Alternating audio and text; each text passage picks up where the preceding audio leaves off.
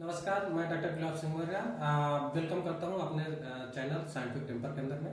और आज हम फिर एक बहुत ही इंटरेस्टिंग एक्सपेरिमेंट लेके आए हैं जो कि आधारित है सरफेस टेंशन पे।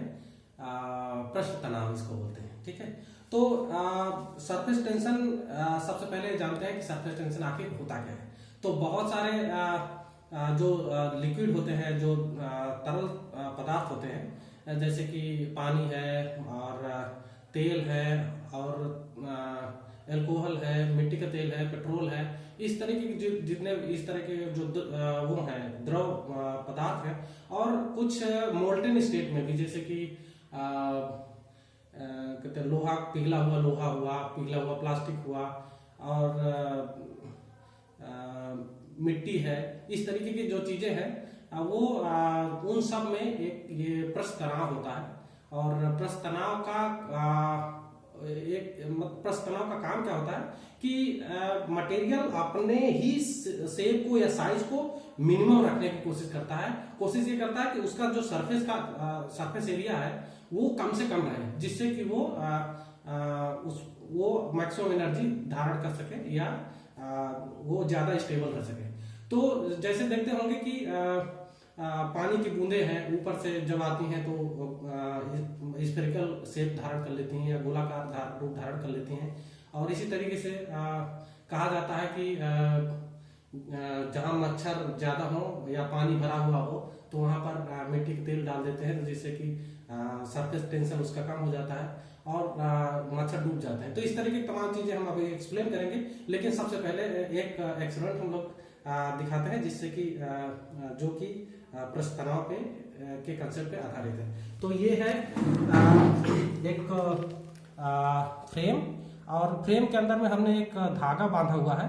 इसको एक सोप सोल्यूशन के अंदर में हम डुबोएंगे, जिससे कि इसमें एक बुलबुला बन जाएगा। ये देखिए, इसमें इधर भी बुलबुला है, इधर भी बुलबुला है, और इसमें धागा के बीच में थोड़ा सा जगह है। मैं इस पे ये ऐसा इस पे पिन करने पर ये क्या हो गया कि इधर की तरफ ये गोलाकार रूप धारण कर लिया। एक बार फिर से एक्सपेरिमेंट करके दिखाते हैं। ये देखिए, और ये धागा सिकुड़ा हुआ है, देखिए। और जैसे ही मैं पिन इसमें लगाऊंगा, वो बीच वाले एरिया में ये धागा चौड़ा हो जाएगा। ये बीच में जो जगह है वो ये देखिए। तो इसमें क्या हुआ कि इस मटेरियल में सरफेस टेंशन की वजह से ये खींच जाता है और गोलाकार रूप धारण कर लेता है। तो इसको ठीक से समझते हैं कि जब ये इसमें एक फिल्म बना था, तो फिल्म क्या है कि पहले धागा टेढ़ा मेढ़ा करके था और पूरे फ्रेम में एक बुलबुले का फिल्म बना हुआ था। तो जब मैंने पिन उसमें बीच वाले हिस्से में पिन चुकाया, तो वहां का जो बुलबुला है वो हट जाता है, और जो किनारे तरफ अभी भी बुलबुला बना हुआ था तो वो अपनी तरफ धागे को खींचता है। इसी की वजह से क्या होता है, जो सिकुड़ा हुआ धागा था वो पूरा तन जाता है।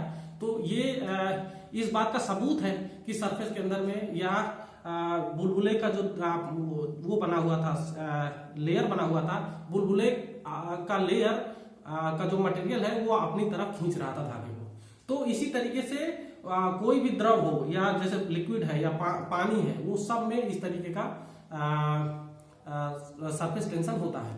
सरफेस टेंशन को जैसे अगर कैलकुलेट करना चाहे तो एक अगर इमेजिनरी एक्सिस खींचे, जितने में हम वो कैलकुलेट करना चाहते हैं, तो सपोज कि यह लंबाई का मान लिया सरफेस है, और उस पे अगर यह फोर्स सपोज लग रहा है, तो सरफेस टेंशन होता है फोर्स बटे में उसका जो इमेजिनरी एक्सिस का लेंथ है वो, तो फोर्स अपॉन लेंथ होता है इसका कैलकुलेशन करने का तरीका। और अब हम समझाते हैं कि सरफेस टेंशन कम या ज्यादा कैसे होता है। तो जैसे कि जैसे पानी है, पानी के सरफेस में एक सरफेस टेंशन होता है, जिसकी वजह से तमाम तरह के कीड़े उसमें पानी में बैठ जाते हैं और वो डूबते नहीं हैं। तो इसी तरीके से मच्छर भी होते हैं, उसमें पानी में बैठ जाते हैं, उसमें अंडे देते हैं और वो डूबते नहीं हैं, पानी के सरफेस पे ही रहते हैं। तो क्या करते हैं कि कहा जाता है कि जहां पर मच्छर का प्रकोप बहुत ज्यादा होता है तो वहां पानी में मिट्टी का तेल या कुछ ऐसा चीज डाला जाता है जिससे कि उसका सरफेस टेंशन कम हो जाता है। तो उसमें क्या होता है कि मच्छर सरफेस टेंशन पर्याप्त नहीं रहता, और जो उनको सरफेस टेंशन उसको बल प्रोवाइड करता है, जिसकी वजह से वो बैठे रहते हैं सरफेस के अंदर में, पानी की सरफेस पे। तो वो कम हो जाने की वजह से मच्छर उसमें डूब जाते हैं, उनके अंडे भी डूब जाते हैं, और वहां पर मच्छरों के डूबने से और उनके अंडों के डूबने की वजह से वहां पर मच्छरों का प्रकोप में थोड़ा सा कंट्रोल आ जाता है। ये है। इसके अलावा हम देखे होंगे कि जैसे गीली मिट्टी है और बारिश हो जाए तो वहां पर अगर खड़े हो जाते हैं तो फिसल कर गिर जाते हैं, तो वो भी इसी का कारण होता है, सरफेस टेंशन ही इससे उसको एक्सप्लेन किया जा सकता है।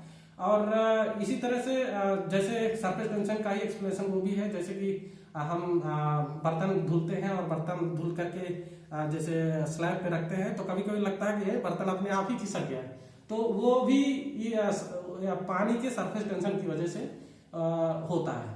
तो इस तरीके के तमाम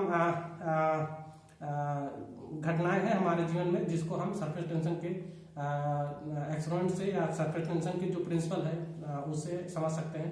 और इसी तरीके से एक एक्सपेरिमेंट और है जिसमें क्या होता है कि एक सुई को फिल्टर पेपर के ऊपर रख देते हैं और ऐसे सरफेस पे रखा रहता है, और धीरे धीरे फिल्टर पेपर पानी सोखते जाता और उसका भार बढ़ते जाता है, और वो धीरे से पानी में डूब जाता है, और सुई ऊपर की पानी में ही तैरती रहती है, और सुई के चारों तरफ सुई के इस तरीके से सुई के नीचे एक ऐसा वलयाकार एक आकार बन जाता है सुई के ऐसे, मतलब ये सरफेस है, फिर ऐसे और फिर ऐसे।